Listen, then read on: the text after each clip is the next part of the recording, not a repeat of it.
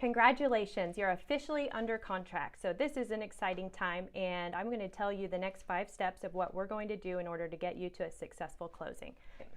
So the first thing that we're going to do is prepare a transaction timeline for you. We'll try to get this out to you as soon as possible within a day, and it's going to have all of the important deadlines from the contract. Time is of the essence, and it's important that we meet all of these deadlines. We're going to be monitoring all of the buyer's deadlines on the front end and babysitting them, making sure that they make their earnest money deposit, they make their applications to the homeowners association or to their lender, any of the obligations that they have on your individual contract. Then the second stage is we're moving into the due diligence and home inspection period. So they will schedule their home inspections and notify us and let us know when it's going to be. And it is customary for a seller to leave their home during a home inspection. 90% of the time, that's what happens. And if you feel strongly that you need to be there, or you need me to be there, or a member of my team for a particular reason, we will discuss that. But most typically, you'll leave for the home inspection. The buyer, the buyer's agent, and the inspector will all come in for a 2 to 3 hour period of time and do their home inspection. Then they get the results usually that night or the next day, and we hear from them within a couple days if there's anything that's concerning to them. Depending on whether they're financing or not, we will then have either, or all of the above, appraisal and survey, and perhaps even the buyers coming back for some revisits. Maybe they'd like to show some family members, they're really excited, or they need to measure for furniture, have some vendors come in. Just expect that you'll be communicated with in advance, asked if that time works for you, and that it is within the contract that you're providing access to them within a reasonable amount of time.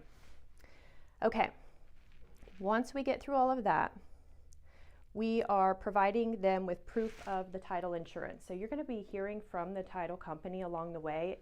They'll send you an email up front and ask you to fill out an information sheet with your confidential information, maybe a mortgage payoff, who the owners are, whether you're going to be mail away or not, all that stuff. They'll be communicating that directly with you. And as we get closer to closing, usually 15 days prior, they're going to issue the title insurance policy. So if there's anything that needs to be resolved in order to issue clear title, you'll also be hearing from them for that. You don't have to physically be here in Florida in order to close. You can, depending on the circumstance, you can do online notary, and we can do it via video chat. We've done that. You can have a mobile notary come to you, or you can have your documents overnighted and you take it down to a notary and sign it and return it. So we make it very easy for you.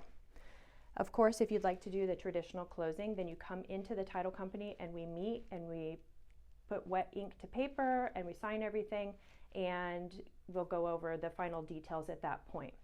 But I have some advice that I like to give to you up front, and I know it's a lot, but it's good to know now so that we don't make any mistakes. As we get very close to closing, we'll need to make preparations in order to transfer all of your services. Now, we're talking about utilities like water and electric and smart technologies that are in your home. But we're also talking about things like anything that's a warranty or anything that's transferable to the buyer, any, lawnmower company, landscaping maintenance, anything like that you've got on a contract. You want to start thinking about that final payment, notifying them that you're moving, and doing all those preparations. It is super, super, super important, and I cannot stress it enough, that you do not turn off your utilities prior to closing. The contract says that in order to close, we must have utilities on, and sometimes if you tell the utility company that you want the power to be off on the day of closing, they turn it off at 8 o'clock in the morning, and then the buyer comes for their final walkthrough and there's no power and we can't close. And then you've got to go and reestablish services, pay a deposit, and it is a huge headache. So it's much, much better if you just wait until the day of closing. You know it's a done deal. Your next phone call after you know that it's a done deal is to call those utility providers and turn off your power and your water. Now you can do the other things in advance, the cable and all that stuff, but power and water are the big ones. Now, final walkthrough. Final walkthrough either happens the day before closing or the day of closing, depending on the buyer's schedule and your schedule. And typically they'll go directly from the final walkthrough to the title company and close the deal and take possession at that time. So if we have anything in our contract that's different from that, we'll discuss that. But generally this is the flow of the transaction. And if you have any questions whatsoever, especially as you're getting ready to close about what to take and not take from your home, please ask me. Page 1 is probably the most important part of your contract, which tells you which things you're supposed to leave in the home and which things you're free to take. Congratulations again. If you have any questions at all, please don't hesitate to contact me or a member of my team. We're just one phone call away.